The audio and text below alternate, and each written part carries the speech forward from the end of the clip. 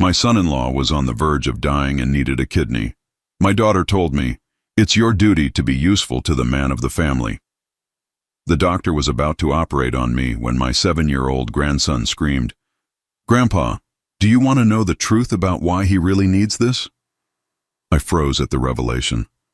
"I'm glad to have you here. Follow my story until the end and comment the city you're watching from so I can see how far my story has reached. I always thought Maya had the perfect marriage. 23 years of what seemed like pure happiness with Walter, raising my grandson Tommy in a beautiful suburban home with a white picket fence and everything. As a father, watching your daughter succeed in life is supposed to be your greatest achievement. But that Tuesday morning when Maya called me with tears in her voice, everything I believed about my perfect family started to crumble. "Dad, I need you to sit down," Maya said, her voice shaking through the phone. I was in my kitchen, making my usual morning coffee, when her call came through at 7:30 in the morning. Something about her tone made my stomach drop immediately. "What's wrong, sweetheart?"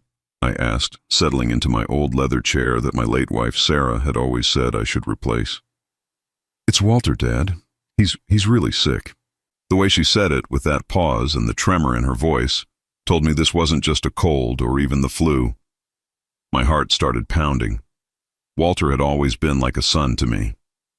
From the day Maya brought him home 15 years ago, he'd been nothing but respectful, hardworking, and devoted to my daughter. He worked long hours at the construction company to provide for their family, never complained, always had a smile and a firm handshake for me. "How sick, Maya?" I asked, though I was afraid of the answer. "His kidneys are failing, Dad. Both of them. The doctors say he needs a transplant, and soon," or she trailed off, but I could hear her crying softly. I felt like someone had punched me in the chest. Walter was only 42 years old. How does a healthy man in his prime suddenly develop kidney failure? It didn't make sense, but then again, life rarely does. "Okay, sweetheart, okay. What do we need to do? What are the options?" I was already thinking about specialists, second opinions, whatever it would take. "Well, that's why I'm calling, Dad." Maya's voice got steadier, more determined. "The doctors say the best chance is a living donor, someone from the family, and you're the only one who's a potential match." The silence stretched between us for what felt like hours, but was probably only seconds. Me. She was asking me to give Walter one of my kidneys. "The thing is, Dad," Maya continued, "time is really critical here. We can't wait for the donor list. That could take years, and Walter doesn't have years. The doctors said if we don't act fast, we could lose him." I thought about Tommy, my 7-year-old grandson who idolized his father. I thought about Maya, who had already lost her mother 3 years ago to cancer.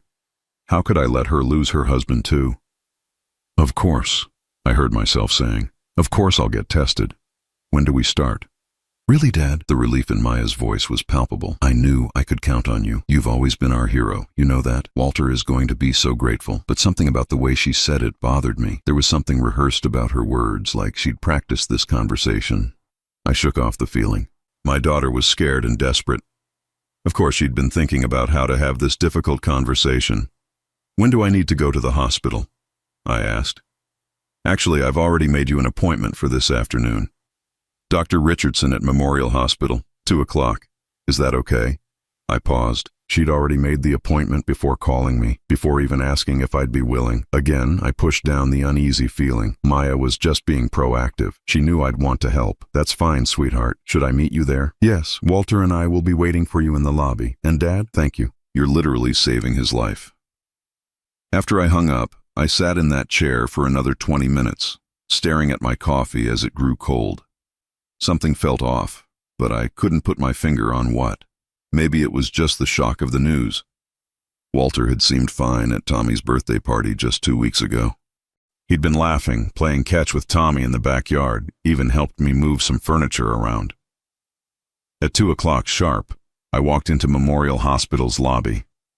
Maya spotted me immediately and rushed over, but something about her demeanor was different. She seemed nervous, almost jumpy.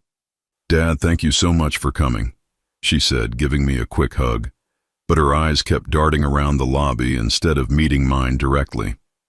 Walter was sitting in a chair near the window, and when he saw me, he stood up slowly. That's when I got my first real shock. He looked terrible. His skin had a grayish tint, and he seemed to have lost at least 20 pounds since I'd last seen him. Dark circles shadowed his eyes, and his clothes hung loose on his frame. "Joseph," he said, extending his hand. His grip was weak, nothing like the firm handshakes I was used to from him. "Walter, my God, why didn't you tell me you were feeling this sick?" I asked. He glanced quickly at Maya before answering. "I didn't want to worry anyone. You know how I am about being a burden." But that didn't sound like Walter at all. He'd never been the type to suffer in silence. When he'd broken his arm 2 years ago, he'd called me himself to let me know he might need help with some projects around their house. Dr. Richardson turned out to be a serious man in his 50s with graying hair and tired eyes. He explained the testing process to me in his office while Maya and Walter waited outside. "Mr. Joseph, I have to ask, are you absolutely certain you want to proceed with this? Living kidney donation is major surgery, and at 59, there are always additional risks to consider. Doctor, Walter is like a son to me. If I can help him, I will." Dr. Richardson nodded slowly. "I understand. We'll need to run extensive tests, blood work, imaging, psychological evaluation. The whole process usually takes several weeks, but Mrs. Maya has requested we expedite everything given the urgency of her husband's condition." Again, Maya had already made arrangements before consulting me. I was starting to feel like I was being swept along in a current I couldn't control. As we walked back to the lobby after scheduling my tests, I noticed something else strange. Maya kept steering the conversation away whenever I asked specific questions about Walter's condition. When I asked what had caused the kidney failure, she'd change the subject. When I wondered aloud about his symptoms, she'd suddenly remember something else we needed to discuss. And Walter himself seemed almost absent from these conversations, letting Maya do all the talking. The few times he did speak, he sounded rehearsed, like he was reciting lines he'd memorized. But the strangest thing happened as we were leaving the hospital. Tommy came running up to us from where he'd been sitting with Maya's friend Jennifer in the coffee shop. "Grandpa Joe!" he called out, using the nickname he'd given me when he was 3. He threw his arms around my waist, but instead of his usual cheerful chatter, he looked up at me with serious eyes. "Grandpa, can I talk to you?" he asked quietly. "Of course, buddy. What's on your mind?" But before Tommy could say another word, Maya was there, her hand on his shoulder. "Tommy, sweetie, Grandpa needs to get home and rest before his big appointment tomorrow. You can talk to him later." Something flickered across Tommy's face. Disappointment, maybe, or frustration, but he just nodded and stepped back. As I drove home that evening, I couldn't shake the feeling that everyone in my family was keeping secrets from me. The whole situation felt wrong somehow, but I couldn't figure out why. Walter was clearly sick. I could see that with my own eyes. Maya was obviously terrified of losing her husband, and I was the only one who could help. So why did I feel like I was walking into a trap? The next few days at the hospital were a blur of tests, needles, and waiting rooms. Blood draws, x-rays, CT scans, psychological evaluations. They poked and prodded every part of me to make sure I was healthy enough to give Walter one of my kidneys. Maya accompanied me to every single appointment, which I initially thought was sweet of her. But as the days wore on, her constant presence started to feel more like surveillance than support. What bothered me most was how she positioned herself between me and the medical staff. Every time a nurse or technician started to make conversation about the case, Maya would quickly redirect the discussion. When Dr. Martinez, the kidney specialist, began explaining Walter's medical history during one of my consultations, Maya interrupted with questions about my own health instead. "Dad's had high blood pressure in the past," she said, even though my blood pressure had been normal for years. "Shouldn't we be focusing on whether he's healthy enough for surgery?" Dr. Martinez looked confused. "Actually, Mr. Joseph's current blood pressure readings are excellent. I was just providing context about your husband's condition so your father understands what we're dealing with." "Right, of course," Maya said quickly. "I just worry about Dad, you know. He's not getting any younger." I felt a flush of irritation. "I'm 59, Maya, not 90. I think I can handle hearing about Walter's medical situation." But Maya had already moved on, asking Dr. Martinez about surgical procedures and recovery times. The moment to learn more about Walter's condition had passed. Later that day, as I was getting dressed after another round of tests, I overheard 2 nurses talking in the hallway outside my room. "Poor guy," one of them said quietly. "He has no idea what he's getting into." "The family dynamics are always the hardest part of these cases," the other replied. "Sometimes the donors aren't given the full picture." Their voices faded as they walked away, but their words stuck with me. What full picture? What wasn't I being told? That evening, I decided to do something I probably should have done from the beginning. I called Walter directly instead of going through Maya. I wanted to hear from him personally how he was feeling, what the doctors had told him about his condition. The phone rang 4 times before Walter answered, and when he did, his voice sounded strange, slurred almost, like he was drowsy. "Oh, hey Joseph," he said slowly. "What's up?" "I just wanted to check on you, see how you're holding up. This must be incredibly scary for you." There was a long pause. "Yeah, it's been rough. Really rough." "When did you first start noticing symptoms?" I asked. Maya mentioned the doctors said this came on quickly. Another pause, longer this time. Symptoms, right. Well, I've been tired, really tired, and my back's been hurting." Something about his responses felt off. Walter was usually articulate, engaged. This version of him seemed distant, almost like he was reading from a script he couldn't quite remember. "Have you been in pain? Are you on medication for it?" "Medication, yeah. Lots of medication. Makes me pretty foggy, you know?" That would explain the slurred speech, I thought. But it didn't explain the vague, almost evasive answers to my questions. "Walter, I want you to know that I'm doing this because I care about you. You're family to me. But I also want to make sure I understand exactly what's happening so I can be prepared." "I know, Joseph, I know. And I'm grateful, really grateful." "Maya says the surgery's scheduled for next week?" I hadn't known that. Maya hadn't mentioned a specific date to me yet. "Is it?" "She hasn't told me when." "Oh, maybe I misunderstood. This medication really messes with my head." After I hung up, I felt more confused than ever. Something about that conversation didn't sit right with me. Walter seemed to know less about his own condition than I did, which made no sense. The next morning, I arrived at the hospital for what Dr. Richardson had called my final pre-surgical consultation. As I was checking in at the reception desk, I noticed the woman behind the counter looking at her computer screen with a puzzled expression.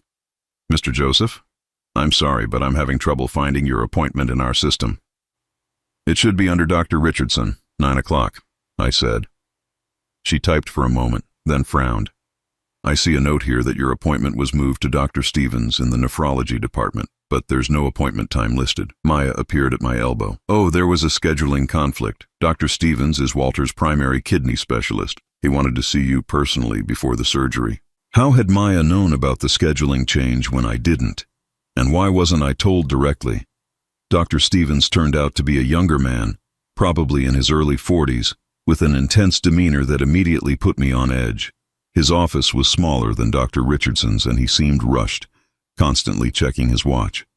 "Mr. Joseph, thank you for coming in. I just need to go over a few final details with you before we proceed. I'd like to ask some questions about Walter's condition first, if that's okay," I said. Dr. Stevens glanced at Maya, who was sitting beside me. "Of course. What would you like to know?" "Well, for starters, what caused his kidney failure? Was it genetic, an illness, an injury?" Another glance at Maya. "Mr. Walter's case is somewhat complex. Multiple contributing factors, such as, well, there was some trauma to the kidneys and underlying health issues that compounded the problem." His answers were as vague as everyone else's had been. I was getting frustrated. "Doctor, I'm about to undergo major surgery to help this man. I think I deserve to know exactly what happened to him." Dr. Stevens shifted uncomfortably in his chair. "Mr. Joseph, patient confidentiality prevents me from sharing specific details without Mr. Walter's explicit consent. But Walter is my son-in-law. Surely he's given consent for me to know about his condition." "Actually," Maya interjected quickly, "Walter's been very private about his medical details. He's embarrassed about some aspects of his condition. You know how proud he is." That was the first thing Maya had said that actually sounded like the Walter I knew. He was proud, almost to a fault sometimes. "What's there to be embarrassed about?" I asked. "Kidney disease isn't something to be ashamed of." Dr. Stevens and Maya exchanged another look. The pattern of these quick glances between them was starting to really bother me. "Sometimes patients feel responsible for their health problems," Dr. Stevens said carefully, "even when they shouldn't." As we left the hospital that day, I made a decision. I was going to stop by Maya and Walter's house unannounced that evening. I wanted to see Walter in his home environment, talk to him without Maya managing every word of our conversation. But when I arrived at their house at 6:30, no one answered the door. Both cars were in the driveway, so I knew they were home. I could hear the television playing inside, and I saw movement through the living room window. I rang the doorbell again and waited. Finally, Maya opened the door, but she only opened it a crack, keeping the chain lock engaged. "Dad, what are you doing here?" "I wanted to check on Walter, see how he's feeling before the surgery. This isn't a good time. He's resting. The medication makes him really drowsy in the evenings. I'll just say a quick hello, I won't stay long." "Dad, please, he needs his rest. Can you come back tomorrow?" But as she was speaking, I heard Tommy's voice from inside the house, clear as day. "Mom, why can't Grandpa come in? Dad's not even sleeping." Maya's face went white. "Tommy, go to your room," she called over her shoulder. "But Mom..." "Now, Tommy." She turned back to me, forcing a smile. "Kids, you know, they don't understand when people are sick." But Tommy's words echoed in my mind as I drove home. Dad's not even sleeping. Why would Maya lie about Walter resting if he was awake? That night, I lay in bed staring at the ceiling, my mind racing. Every interaction I'd had with my family over the past week felt orchestrated, controlled. Every medical professional I'd spoken with had been evasive about Walter's condition, and now Maya was keeping me away from Walter entirely. Something was very wrong here. And tomorrow, I was supposed to go under the knife to give my kidney to a man whose illness seemed to be surrounded by secrets and lies. I picked up my phone and scrolled to Tommy's contact.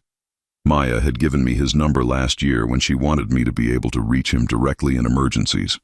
Maybe it was time to use it. The morning of my surgery, I woke up at 5:30 with a knot in my stomach that had nothing to do with pre-operative nerves. I'd barely slept, replaying every strange conversation, every evasive answer, every uncomfortable glance between Maya and the doctors.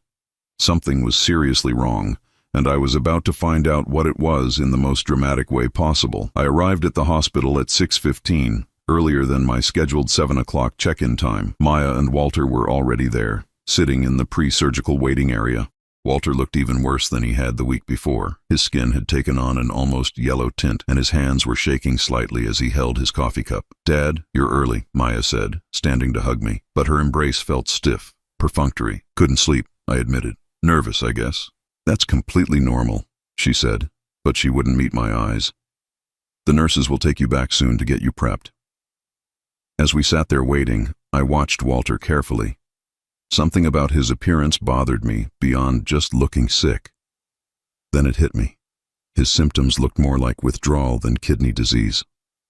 The shaking hands, the yellowed skin, the way he kept fidgeting and checking his watch. I'd seen enough construction workers over the years struggling with various addictions to recognize the signs, but I pushed the thought away. This was my son-in-law, a man I'd known for 15 years. Surely I would have noticed if he had a substance abuse problem. At 7:15, a nurse named Patricia came to escort me to the pre-op area. As we walked down the hallway, she made casual conversation. "So this is wonderful what you're doing for your son-in-law," she said. "It's always inspiring to see family members step up like this." "Well, Walter's been like a son to me," I replied. "I just hope everything goes smoothly." "Oh, I'm sure it will. Dr. Stevens has done several of these procedures recently, though I have to say your case is a bit unusual." I stopped walking. "Unusual how?" Patricia looked uncomfortable, like she'd said something she shouldn't have. "Oh, just the timeline. Usually these family donations take months to arrange, but your daughter was very insistent about expediting everything. The doctor said Walter's condition was critical," I said. "Yes, that's what I understand." But something in her tone suggested she had doubts about that assessment. In the pre-op room, I changed into a hospital gown and settled onto the narrow bed. A different nurse came in to start my IV and go through the final checklist. As she was checking my identification bracelet, she frowned. "Mr. Joseph, I need to ask you something, and please don't take this the wrong way. Are you absolutely certain you want to proceed with this surgery?" "What do you mean?"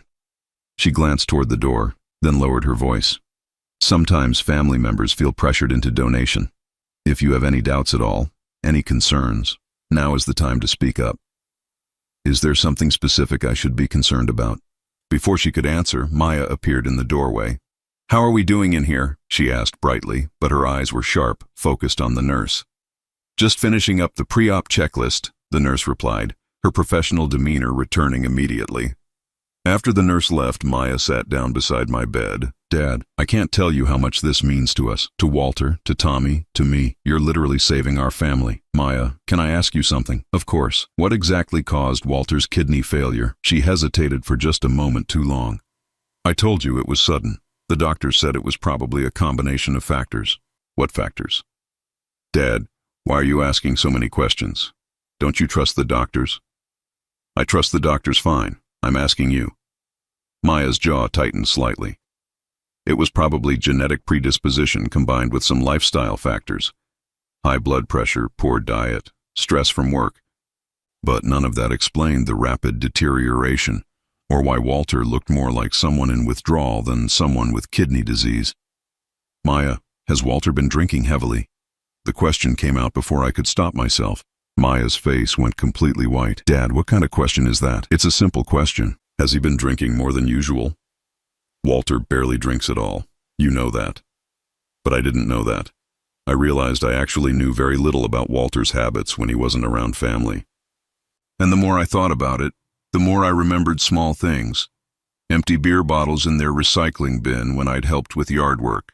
The way Walter sometimes seemed different at family gatherings. More talkative or more withdrawn than usual.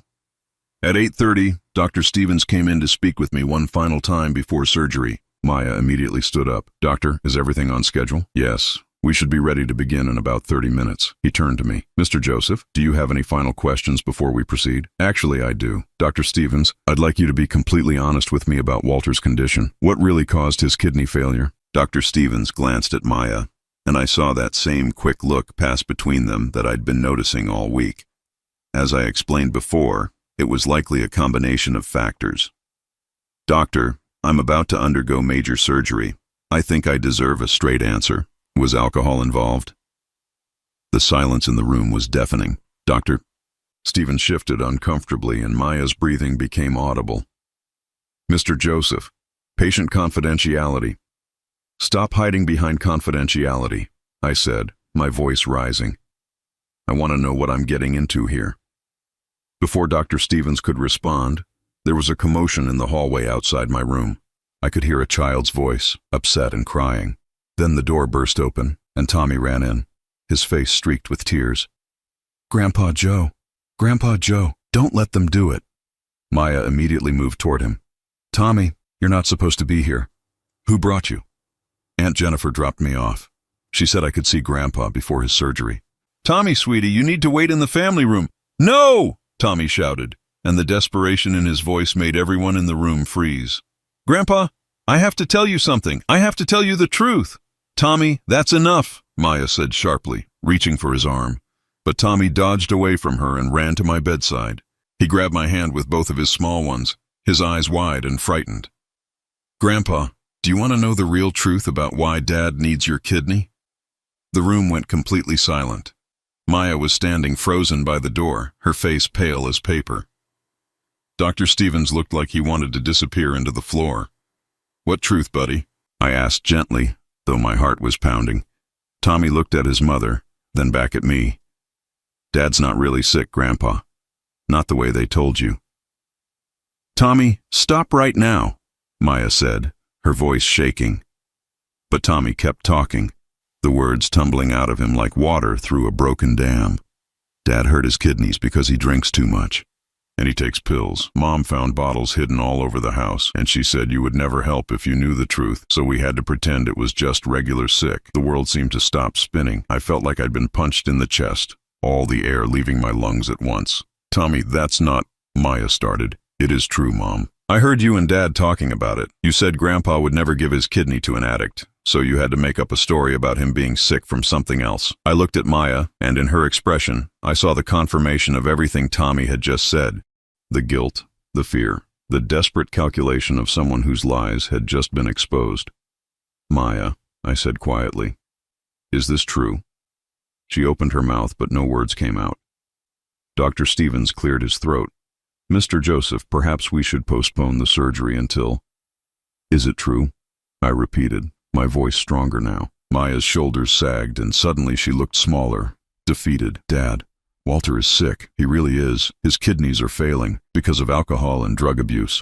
A long pause, Then, barely audible, yes, the betrayal hit me like a physical blow. Not just that Walter had addiction problems, that was something we could have worked through as a family, but that Maya had lied to me, manipulated me, played on my love for them to trick me into major surgery. How long? I asked. How long what? How long has he been using? Maya's eyes filled with tears. A few years. It got really bad after he hurt his back at work. The pills for pain, then drinking to sleep. I kept thinking he'd get better, that I could help him stop. And when did you decide to lie to me about it? Dad, we were desperate. Walter could die without a transplant, and we knew you'd never agree if you knew the whole truth. I stared at my daughter, this woman I'd raised to value honesty and integrity, and realized I didn't recognize her anymore. Get out, I said quietly. Dad, get out of my room, now. Maya started crying, but she didn't move. Dad, please. Walter really could die. Whatever mistakes he's made, he's still Tommy's father. He's still my husband. I looked at Tommy, who was still holding my hand, his small face full of confusion and fear. Tommy, you did the right thing telling me the truth, I said. You're a brave boy. Then I looked back at Maya. I said, get out. This time she left, sobbing as she walked down the hallway. Dr. Stevens lingered for a moment. Mr. Joseph, we'll need to cancel today's surgery. Given these circumstances? Yes, I said. Cancel it. Cancel everything. As the medical team filed out of my room, I sat there in my hospital gown, holding my grandson's hand, trying to process what had just happened. The people I loved most in the world had been willing to put me through major surgery based on a lie. They'd seen me not as a father and grandfather who deserved the truth, but as a convenient solution to a problem they'd created. But as I looked at Tommy's worried face, I realized that this betrayal, as painful as it was, had also set me free. 20 minutes after Maya left my hospital room, she was back. But this time, she wasn't alone. Walter was with her, looking even more desperate than before, and behind them stood Jennifer, Maya's best friend, who had apparently brought Tommy to the hospital. Dad, please, Maya said before she was even fully through the door. Just hear us out. I was still sitting on the edge of the hospital bed, having refused to change back into my street clothes. Something about staying in the hospital gown felt appropriate, a reminder of how close I'd come to being deceived into surgery. There's nothing to hear, I said evenly. You lied to me. Walter stepped forward, and I could see his hands shaking even more than before. Joseph, I know this looks bad. I know I should have been honest from the beginning, but I really am dying. Are you? I asked. Or are you just finally facing the consequences of your choices? Walter flinched like I'd slapped him. That's not fair. What's not fair is lying to me for 2 weeks. What's not fair is manipulating me into major surgery. What's not fair is using a 7-year-old boy as your conscience. Dad, we were scared, Maya said, tears streaming down her face. We didn't know what else to do. I stood up and walked over to where Tommy was sitting in the corner chair, clearly uncomfortable with the adult drama unfolding around him. I knelt down beside him. Tommy, do you want to go get some juice from the vending machine? Give the grown-ups a chance to talk? He nodded eagerly and slipped out of the room. Once he was gone, I turned back to Maya and Walter. How long have you known? I asked Walter directly. Known what? That your kidneys were failing because of alcohol and pills. Walter looked at Maya, but she just stared at the floor. Finally, he answered, About 6 months ago. The doctor said if I didn't stop drinking and get clean, I'd need a transplant within a year. And did you stop? Another long pause. I tried. That's not what I asked. No, Walter said quietly. I couldn't stop. I wanted to, but I couldn't. At least that was honest. I felt a small flicker of something. Not forgiveness exactly, but recognition that addiction was a disease, even if I didn't approve of how they'd handled it. Maya, when did you decide to lie to me about the cause? Maya finally looked up, her face blotchy from crying. When the doctor said Walter needed a transplant. We knew you'd want to help if you thought it was just bad luck or genetics, but if you knew Walter had caused it himself, you thought I'd refuse. Yes, you were right. I would have refused. The words hung in the air between us. Maya's face crumpled and Walter actually staggered backward like I'd hit him. But, I continued, that would have been my choice to make, based on the truth, not on some elaborate fiction you created. Dad, I know we were wrong, Maya said. But people don't get second chances when it comes to organ donation. The waiting lists, the requirements. If Walter was an active addict, he'd never qualify. This was his only option. So you made me his only option without telling me. We were trying to save his life. I felt anger rising in my chest, hot and sharp. No, Maya. You were trying to save your marriage.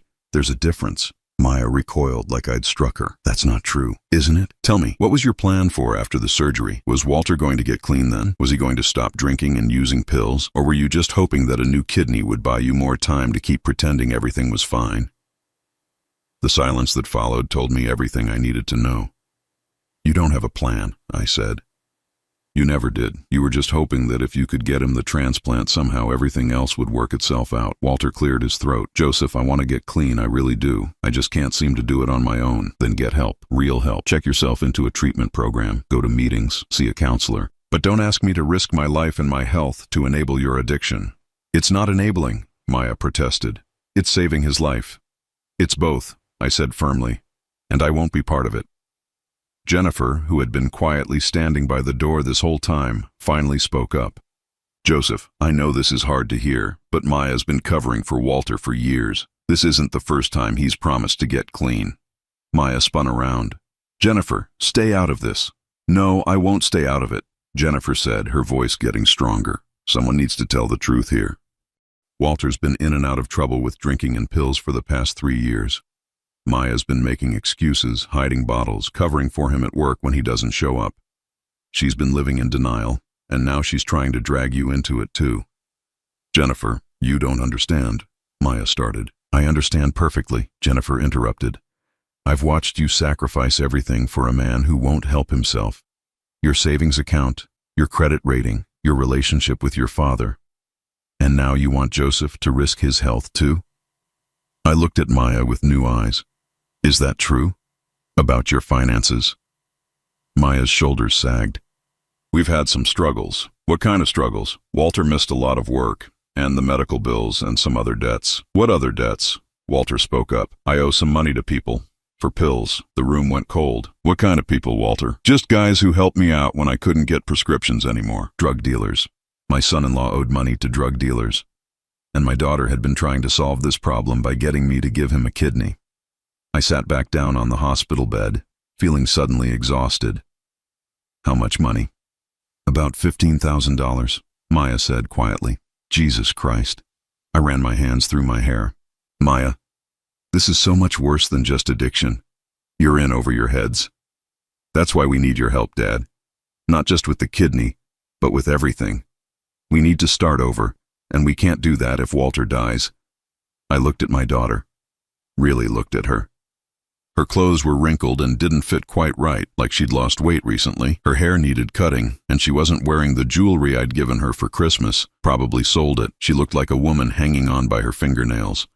And Walter looked like exactly what he was, a man in the grip of addiction, desperate and sick and willing to let his family sacrifice everything to avoid facing his problems. Maya, I love you, I said finally. I've loved you since the day you were born, but I can't save you from this. You can, Dad. You're the only one who can. I shook my head. No, sweetheart. Saving you would be standing by and watching while you and Walter destroy yourselves and Tommy gets caught in the crossfire. Saving you would be enabling Walter's addiction and teaching Tommy that lies and manipulation are okay if you're desperate enough. So what are you saying? I took a deep breath. I'm saying that if Walter wants my kidney, he needs to get clean first. Real clean, not just promises. 6 months minimum in a treatment program with ongoing counseling and support group attendance. And you need to stop making excuses for him and get some help yourself. Maya's face hardened. 6 months?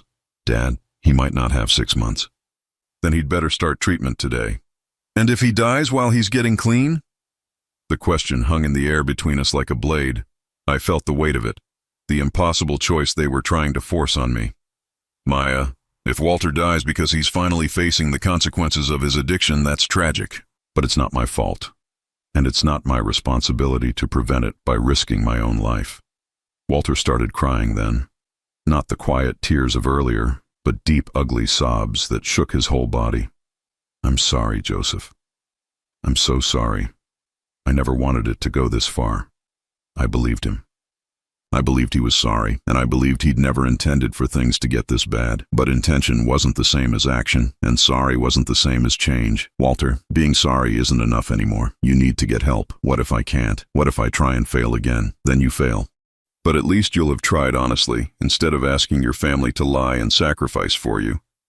I stood up and walked to the small closet where my clothes were hanging. I'm going home now. Tommy can come with me if he wants to. You two need to decide what you're going to do next. As I started changing back into my street clothes, Maya made one last desperate attempt. Dad, if you walk away now, you might never see Walter again. Is that really what you want? I paused, my shirt halfway on. Maya, I've already lost the Walter I thought I knew. He's been gone for years, and you've been hiding that from me. At least now, I know the truth. When I was fully dressed, I opened the door to find Tommy sitting on a bench in the hallway, a juice box in his hands. Ready to go, buddy?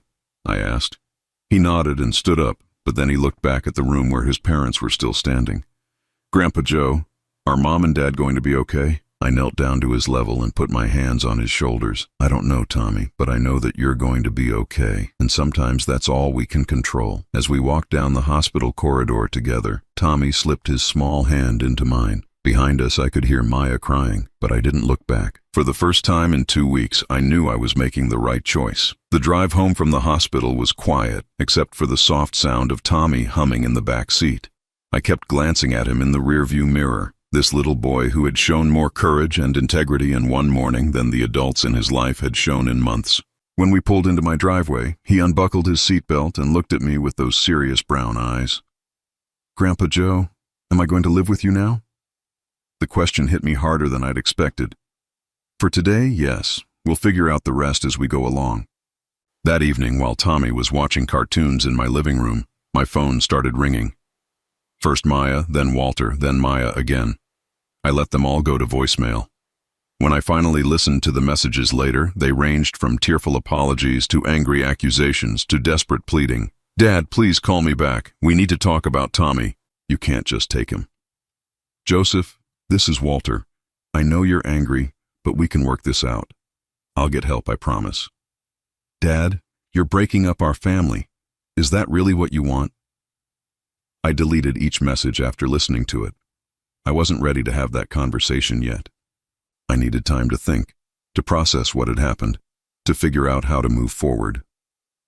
3 days later, Maya showed up at my front door.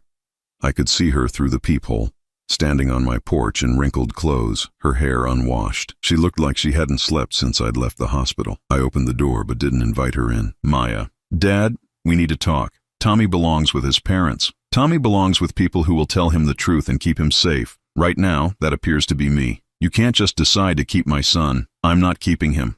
I'm providing him with a stable place to stay while his parents figure out their problems. Maya's composure cracked. Walter's in the hospital again. His kidneys are getting worse. The doctors say he has maybe 2 weeks before he needs dialysis. I felt a pang of something. Not guilt exactly, but sadness. I'm sorry to hear that. Dad, he's going to die. Maya, people don't die from kidney failure in 2 weeks. They go on dialysis, and they get on the transplant waiting list, and they wait like everyone else.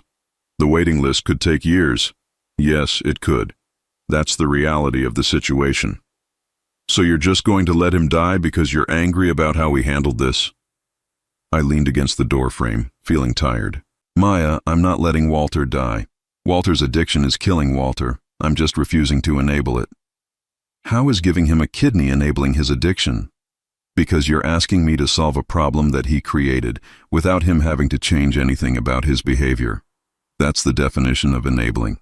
Maya started crying again, and despite everything, my heart ached for her. She was my daughter, and she was in pain, but she was also an adult who had made choices that led to this situation. Dad, I know we lied to you. I know that was wrong, but Walter really is trying to get clean now. He's been going to meetings for 3 days. It's a start.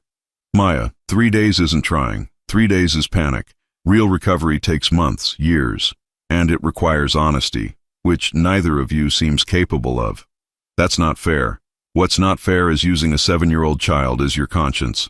What's not fair is putting me through 2 weeks of medical tests and emotional manipulation. What's not fair is asking me to risk my health and my life to fix a problem that you and Walter created and refused to take responsibility for.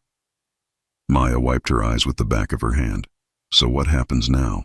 You keep Tommy forever? You never speak to me again? I sighed. Maya, I don't want to never speak to you again. You're my daughter, and I love you, but I can't have a relationship with you while you're living in denial about Walter's addiction and your role in enabling it. What do you mean, my role? You've been covering for him for years, making excuses, hiding his problem, cleaning up his messes. You've been so focused on saving Walter that you've lost sight of what's best for Tommy and what's best for yourself. I'm trying to keep my family together. No, Maya. You're trying to keep the illusion of a family together. There's a difference. We stood there in silence for a moment, the weight of 2 decades of our relationship hanging between us. Finally, Maya spoke again. What would it take? For you to help Walter, I mean. I had been thinking about this question for 3 days. Walter would need to complete a residential treatment program. Not just a few weeks, but a real program, 90 days minimum. He'd need to attend regular support group meetings for at least 6 months after that. He'd need to get a sponsor and work the steps. And you'd need to go to counseling too, to learn how to stop enabling him. And then you'd give him your kidney. Then I'd consider it. If Walter could demonstrate that he was serious about recovery, if he could show 6 months of sobriety and real change, then we could revisit the transplant discussion. Maya's face crumpled. 6 months? Dad, he might not have 6 months. Then dialysis will have to keep him alive until he proves he's worth saving. The words came out harsher than I'd intended, and I immediately regretted them. But Maya's reaction surprised me. Instead of getting angry, she just looked defeated. You really think I'm a terrible mother, don't you? I think you're a mother who's been so focused on saving her husband that she's forgotten her responsibilities to her son. Tommy loves his father. Tommy loves the father he thinks Walter is. But Tommy also deserves to grow up in a house where the adults tell the truth and don't ask children to keep dangerous secrets. That evening, after Maya left, I sat down with Tommy while he did his homework at my kitchen table. His math worksheet was spread out in front of him, but he was more interested in drawing in the margins than solving the problems. Tommy, can we talk about something? He looked up, his pencil still in his hand. Am I in trouble? No, buddy, you're not in trouble. You did exactly the right thing at the hospital, but I want to make sure you understand what's happening with your mom and dad. Tommy set down his pencil and gave me his full attention. Dad's sick because he drinks too much, right?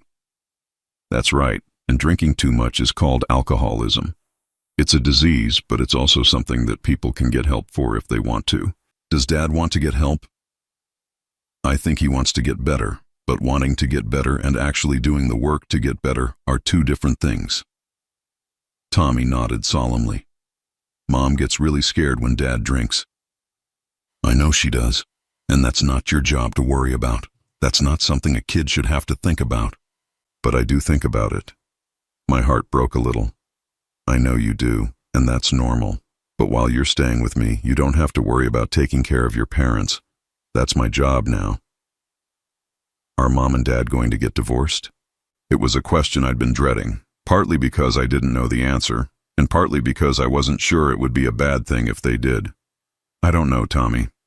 Sometimes when people have big problems like your dad has, it's hard for families to stay together. But whatever happens between your mom and dad, it's not because of anything you did or didn't do. Tommy picked up his pencil again and started coloring in the margin of his worksheet. Grandpa Joe, if I live with you, can I still see Mom and Dad sometimes? Of course you can, as long as it's safe for you. What makes it not safe? Another difficult question. How do you explain to a 7-year-old that his home environment is unstable without making him feel responsible for fixing it? Well, sometimes when adults are dealing with big problems like addiction, they don't make very good decisions. They might say things or do things that aren't good for kids to be around, like lying about Dad being sick. That's one example, yes. Tommy was quiet for a moment, considering this. Then he looked up at me with those wise eyes that seemed too old for his face. Grandpa Joe, I'm glad I told you the truth. I'm glad you told me the truth too, buddy. That night, after Tommy was asleep in my guest room, I sat on my back porch with a cup of coffee and finally allowed myself to really think about what had happened. 3 days ago, I'd been prepared to undergo major surgery to save a man I thought was my beloved son-in-law. Now I knew that man had never really existed, at least not for the past few years. The Walter I thought I knew, the hard-working, devoted husband and father, had been replaced by an addict who was willing to let his family manipulate his father-in-law into risky surgery rather than face his own problems. And Maya, my principled daughter who I'd raised to value honesty and integrity, had become someone I barely recognized. someone who would lie and scheme and put her own father's health at risk to avoid dealing with reality. But sitting there in the quiet darkness, I realized something else. For the first time in months, maybe years, I felt peaceful. The constant low-level anxiety I'd been carrying around my family was gone. I wasn't wondering what crisis was coming next, what excuse I'd need to make for Walter's behavior, what problem I'd be asked to solve. Tommy was safe, sleeping soundly in my guest room. I was safe, no longer being manipulated into making decisions based on lies. And maybe, if Maya and Walter were forced to face their problems without me as a safety net, they might finally get the help they actually needed. My phone buzzed with a text message from Maya. "Dad, Walter checked himself into a treatment program today. 90 days, just like you said. Can we talk?" I stared at the message for a long time before responding. "Good, that's a start. Talk to me when he graduates." It felt like both an ending and a beginning. 6 months later, I was sitting in the same hospital where this whole ordeal had begun. But this time I was in the waiting room, not prepped for surgery. Walter had completed his 90-day treatment program and had been sober for 183 days. He'd been going to meetings religiously, had a sponsor, and was working a 12-step program.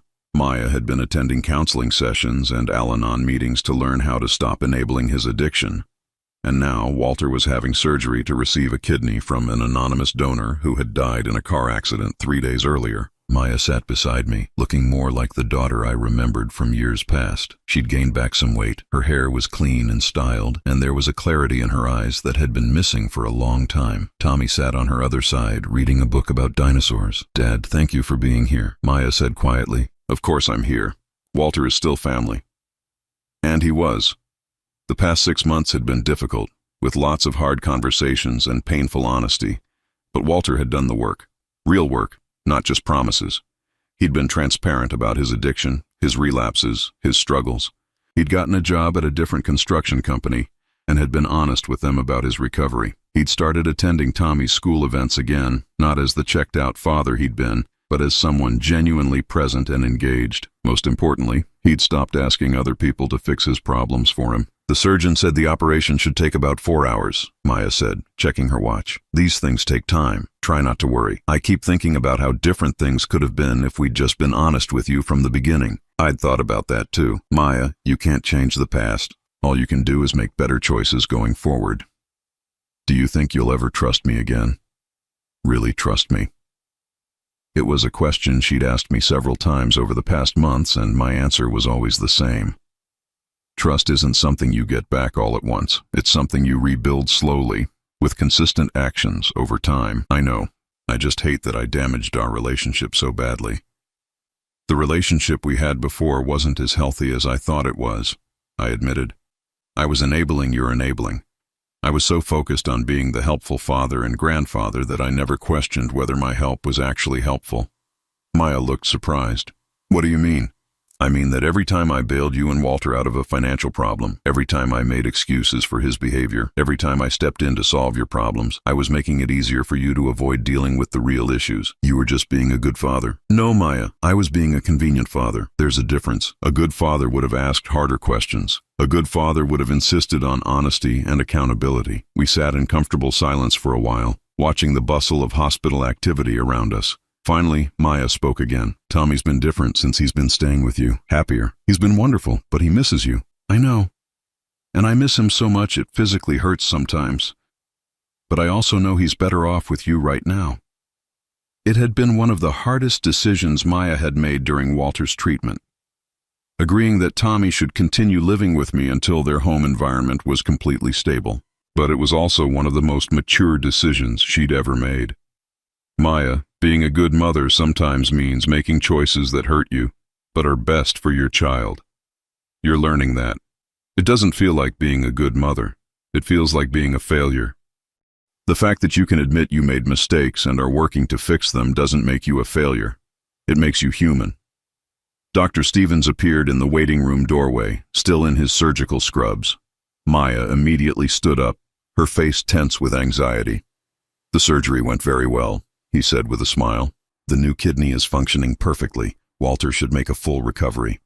Maya burst into tears, but they were tears of relief this time, not desperation. Tommy jumped up and hugged her, and I felt my own eyes getting misty. When can we see him? Maya asked. He's still in recovery, but probably in about an hour. Fair warning, though. He's going to be groggy and uncomfortable for a few days. After Dr. Stevens left, Maya sat back down and wiped her eyes. I can't believe it actually worked out.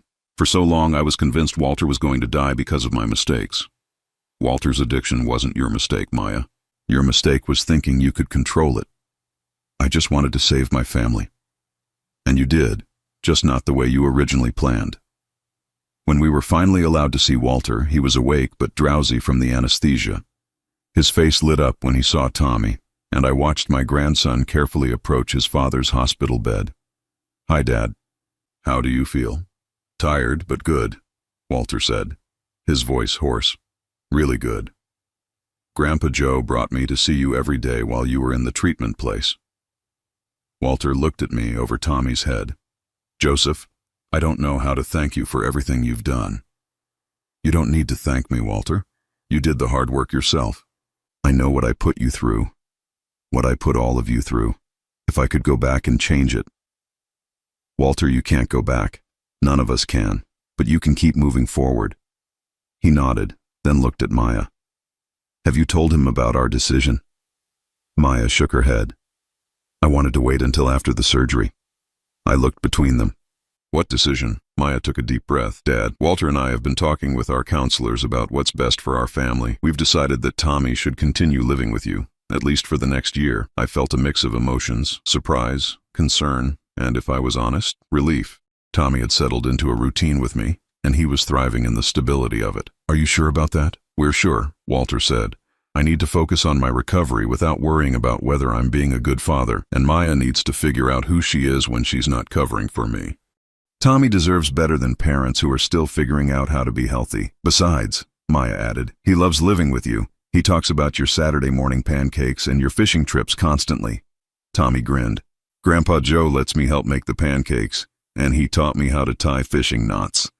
Plus," Walter continued, "it gives us time to work on our marriage without putting pressure on Tommy to be okay with everything immediately." I looked at my grandson, who was sitting on the edge of Walter's hospital bed, chattering about a school project he was working on. The boy who 6 months ago had been keeping adult secrets and worrying about his parents' problems was now just being a kid. "Tommy, how do you feel about continuing to live with me?" I asked.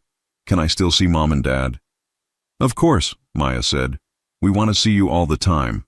We'll have dinner together twice a week, and you can spend weekends with us when Dad gets stronger. And you promise no more secrets?" Maya and Walter exchanged a look. "No more secrets," Walter said solemnly. "Then I think it sounds good," Tommy said. "Grandpa Joe makes really good spaghetti." 2 weeks later, on a Saturday morning, I was standing in my kitchen making pancakes, while Tommy sat at the table doing a crossword puzzle. The newspaper was spread out between us, and morning sunlight was streaming through the windows. "Grandpa Joe, what's a 7-letter word for new beginning?" I thought for a moment while flipping a pancake. "Rebirth." "REBIRTH, Tommy spelled out, carefully writing in the squares. "That fits." Maya arrived for our scheduled breakfast visit just as I was putting the pancakes on the table. She'd been coming over every Saturday morning for the past month, and the routine felt natural and comfortable. "How's Dad doing?" she asked, giving Tommy a hug and kiss. "Better," Tommy reported. "The doctor said his new kidney is working perfectly." "And he's been going to his meetings," Maya added. "Every day, even when he doesn't feel like it." "How are you doing?" I asked Maya as I poured her coffee. "Good days and bad days," she said honestly. "Counseling is hard, learning to let Walter take responsibility for his own problems instead of trying to fix everything myself. But I'm learning." "Mom's going to college," Tommy announced proudly. "Just a few classes," Maya said, blushing slightly. "Accounting. I figure it's time I had some skills of my own instead of just depending on Walter's income." I felt a surge of pride for my daughter. She was finally building a life that didn't revolve entirely around managing someone else's problems. "That's wonderful, Maya. I'm proud of you. It feels good to have goals that are just mine, you know? Not about saving Walter or keeping the family together or fixing anything. Just something I want to do for myself." As we ate breakfast together, I watched the easy interaction between Maya and Tommy. She was relaxed in a way I hadn't seen in years, and Tommy was comfortable with the new arrangement. He knew he was loved and wanted by his parents, but he also knew he was safe and stable with me. "Dad, can I ask you something?" Maya said as Tommy went to get dressed for our planned trip to the zoo. Of course. Do you regret it? Setting all those boundaries, refusing to enable us? Part of me worries that if you'd just given Walter the kidney 6 months ago, we could have avoided a lot of pain. I considered her question carefully. Maya, if I'd given Walter my kidney 6 months ago, he'd probably be drinking again by now. The kidney would be damaged, and we'd be right back where we started. Except Tommy would have learned that lying and manipulation work when you're desperate enough. You really believe that? I know that. Because addiction doesn't get better when you remove the consequences. It gets better when people face the consequences and decide they're ready to change. And you think Walter's really changed? I think Walter is working very hard to change, every day, and that's all any of us can do. Tommy came running back into the kitchen, dressed and ready for our zoo adventure. As we gathered our things to leave, I caught Maya looking around my kitchen with a soft expression. "What are you thinking about?" I asked. "Just how peaceful it feels here now. For the longest time, every conversation we had was about some crisis or emergency. And now we're just talking about normal things. School and work and weekend plans. That's what happens when everyone stops keeping secrets and starts taking responsibility for their own problems." As we walked to the car, Tommy slipped his hand into mine and looked up at me with those wise brown eyes. "Grandpa Joe, I'm glad everything happened the way it did. Even the scary parts. Because now everyone tells the truth and Dad is getting better and Mom is happy and I get to live with you and eat pancakes every Saturday." Sometimes, I thought as we drove toward the zoo, the best thing you can do for people you love is refuse to save them from themselves. It had taken me 59 years to learn that lesson, but it was worth the wait. Now I'm curious about you who listened to my story. What would you do if you were in my place? Have you ever been through something similar? Comment below. And meanwhile, I'm leaving on the final screen 2 other stories that are channel favorites, and they will definitely surprise you. Thank you for watching until here.